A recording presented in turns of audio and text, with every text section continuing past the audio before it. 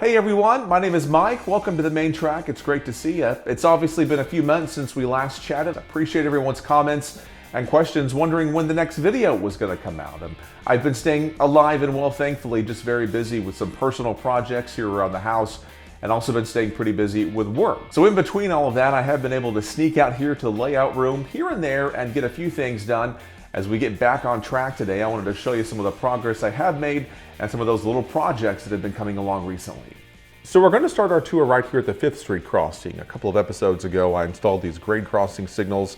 I have yet to wire most of these up, but they are installed at most of the crossings I have, and we'll be able to show you how those operate in one of the upcoming episodes. This right here is Sedalia Yard, representing the Katy Railroad's small yard in Sedalia, Missouri. Not a whole lot of new stuff on this side of the layout, but I wanted to give folks who are just now tuning into the channel a little bit of a background on what the Sedalia Subdivision layout entails. But I do have something new that I worked on right here. You may recall in one of our previous shows, I patched up this old Conrail GP38 for the Katy Railroad. The Katy had acquired several former Conrail units in the 1980s. And that was the first one I did right there, got that weathered up. This GP40 though is completed now. In that original episode I showed you the GP38. The GP40 was still in the works. I think I'd had some of the patchwork done, like the number 237 on there. It is completed now, I have it weathered. The only thing I have left to do for both of these is adding the strobe beacons on top. These are made by Atlas, and they do a pretty good representation of standing in for the GP40s and GP38s. I've acquired some new rolling stock over the last few months, so you may notice some new cars in there that I did not have. As I've mentioned in previous episodes, these all need to be weathered. Most of these hoppers here are from Tangent, and Athearn Genesis also have some scale trains units in there. So that's going to be a pretty big project getting all these things weathered, but these are very beautiful models. I really like these a lot. Got a lash up here of some of my Katy units. I've been working on some of these.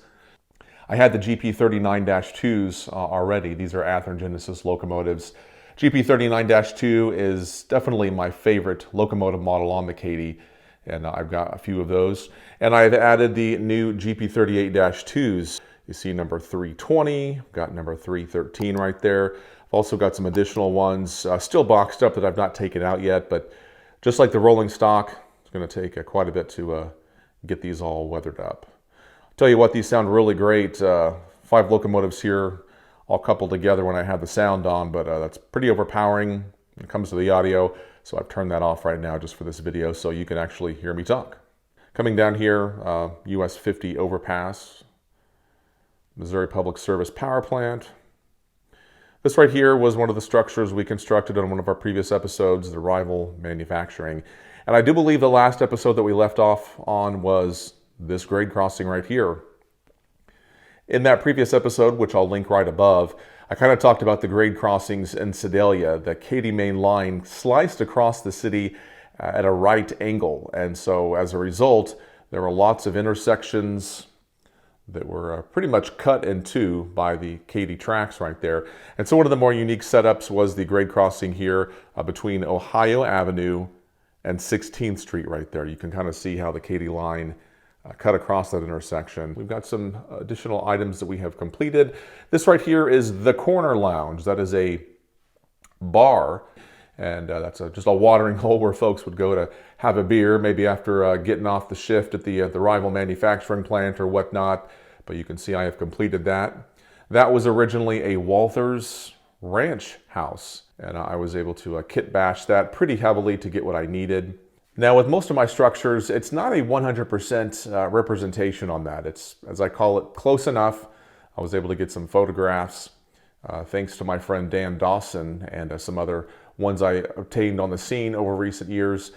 Coming down the track as well, this is the, don't know what the name of this is going to be, but this represents a machine shop. This was from a Walther's State Line kit. I really like that. I had a lot of fun building that. Going to do some more detailing, obviously, with the scenery, getting the gap underneath that structure right there taken care of with some of the gravel. But I got everything plopped in place for now. At this intersection right here, there's going to be some additional buildings. There's going to be a cafe. Going to have to do some on-scene research there. But for now, I just filled it in with grass, just so there's something there in the way of scenery, but I will be constructing that soon. There was also some sort of a general store that was right here along Ohio Street, backing up against the Katy main line right there with the rival plant in the background. All right, coming around here. This here is Osage Avenue. And this is where the scenery, what I have done so far, kind of peters out. This is a new section that I have added since the last time we talked. But I do have the bench work done, also have the backdrop up right there. Going to do some patching to hide the seams. On this edition, we're going to be building the MFA elevator complex. There was an industrial park on the south side of Sedalia that provided the Katy with quite a bit of business. There's going to be a large concrete grain elevator. I'm going to have a switch breaking off right here. It's going to split in two. Also going to have another siding off to the side. And it comes around to right here. You can see the MFA fertilizer plant. I had purchased that and constructed that years ago in anticipation of this layout, and I finally have a spot for it. You see the gap right there. I'll explain what's happening right here. This will very soon go down a little farther, loop around, and on the back side of this layout is going to be rural Pettis County outside of Sedalia and the town of Green Ridge. Once that happens, that will be filled in with the other side of the layout, and this backdrop will serve both sides for now until I have the bench work completed, going down once again and around. There's going to be that temporary gap right there. So there's going to be quite a bit of trackage. The MFA grain elevator, the fertilizer plant.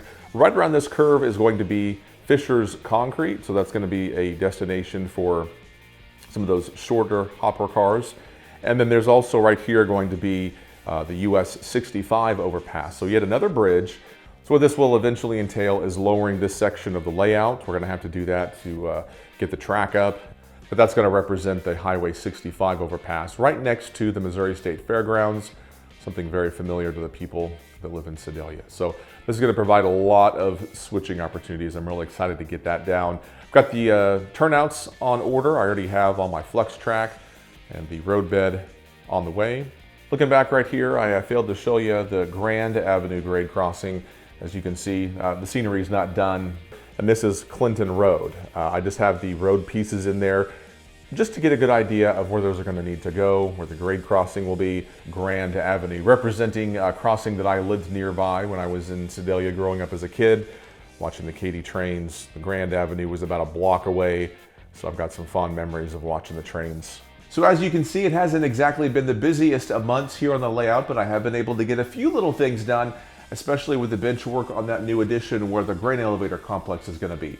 I'm looking forward to getting very busy out here in the layout, and we'll keep you posted on the progress. I promise I'll be right back here very soon on the main track. We'll see you then.